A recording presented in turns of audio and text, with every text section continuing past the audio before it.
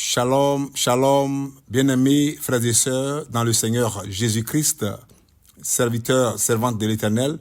Bienvenue à notre pain quotidien du lundi 27 janvier 2025. Je suis le pasteur Canon. Le thème de ce mois, libérer les destinées, thème de semaine, une destinée restaurée et thème de ce jour, réellement libre. Notre texte de méditation se trouve dans le livre de Jean 8, 36. Nous lisons la parole de Dieu avec respect. Si donc le Fils vous affranchit, vous serez réellement libre. Bien-aimés, à ce niveau d'étude de la parole de Dieu, il est important de faire la différence entre la liberté selon le monde et la liberté selon Dieu. Nous le savons, la liberté est un don les plus précieux recherché par l'homme sur cette terre. La liberté, selon le monde, se résume donc à faire ce que l'on veut, comme on le veut et quand on le veut, sans limite naturelle ou conventionnelle. La liberté, selon le monde, c'est l'absence totale de contraintes. C'est-à-dire, tu fais et tu dis ce que tu veux sans personne pour te commander. Cette liberté-là n'est qu'une autre forme d'asservissement, d'esclavage qu'il ne faut pas confondre avec la liberté selon Dieu. Mais quelle est la liberté selon Dieu? Dans 2 Corinthiens 3, 17, la Bible nous dit « Or, le Seigneur, c'est l'Esprit. Et là où est l'Esprit du Seigneur, là est la liberté. » Bien-aimés, voici la vraie liberté selon Dieu. La liberté là où il y a le Seigneur Jésus. La liberté là où le Saint-Esprit se manifeste. C'est là la vraie liberté. Cela signifie à la fois que plus il y a de Saint-Esprit, plus il y a de liberté. Et plus il y a de liberté, plus il y a de place pour que le Saint-Esprit s'exprime. Frères et sœurs, c'est une vérité biblique. Dans n'importe quel contexte chrétien, moins il y a de liberté, moins il y a de l'esprit. Chercher à comprendre et à vivre la liberté des enfants de Dieu ou de l'esprit n'est pas une option, ce n'est pas un choix, mais cela revêt une importance capitale. La Bible nous dit que nous sommes appelés à la liberté. Vivre la liberté est un appel. Un chrétien qui vit son christianisme sans chercher à entrer dans plus de liberté va contre-courant de son appel.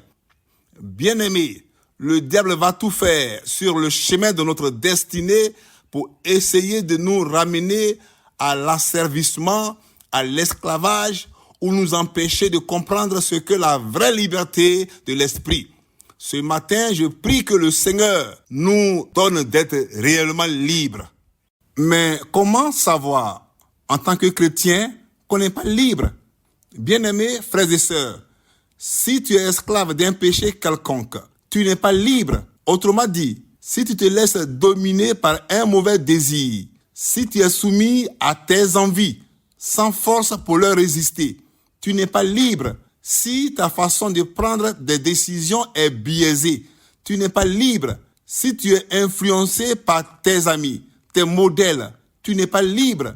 Si tu es influencé par les réseaux sociaux et tout un tas de croyances tactiques, tu n'es pas libre. Si tu cours après la richesse et la célébrité au point de perdre ta véritable identité d'enfant de Dieu, tu n'es pas libre. Si tu te concentres uniquement sur le confort immédiat et sacrifies ton bien-être spirituel, tu n'es pas libre. Dans Marc 8, verset 36, la Bible nous dit « Et que sert-il à un homme de gagner tout le monde s'il perd son âme ?» Bien-aimé, la véritable mesure du succès ne réside pas dans la richesse mondaine, mais dans la fidélité et l'intégrité spirituelle. S'accrocher fermement à son existence ou à ses ambitions terrestres entraîne souvent une perte spirituelle, alors que les abandonner au profit du royaume de Dieu conduit à un gain éternel. Mais comment être libre selon la Bible? On devient libre selon Dieu lorsque nous puisons dans l'esprit du Seigneur, lorsque nous prenons du temps à sonder l'esprit, à chercher l'Esprit dans nos moments de prière et d'adoration, de méditation de sa parole, de combat spirituel, de jeûne, etc. Bien-aimés, la liste est vraiment exhaustive.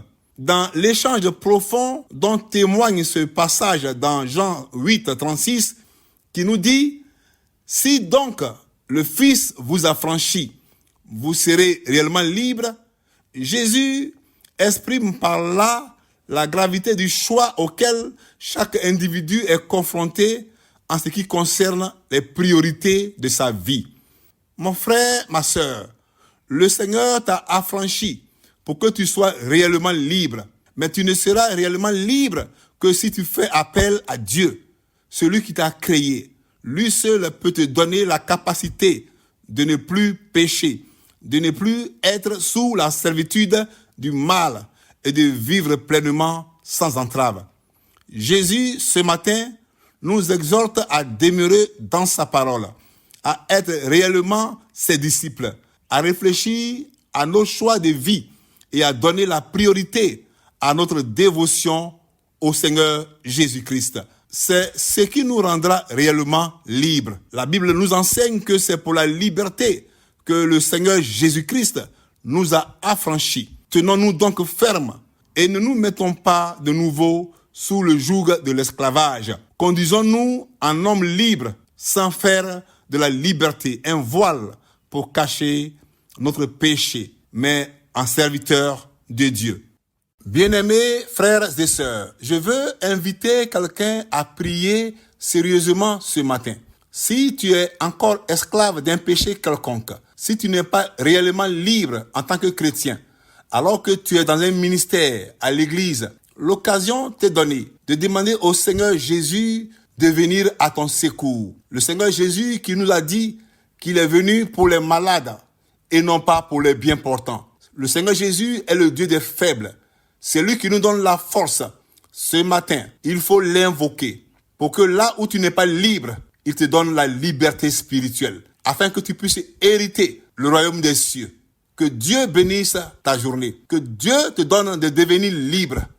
Bénédiction.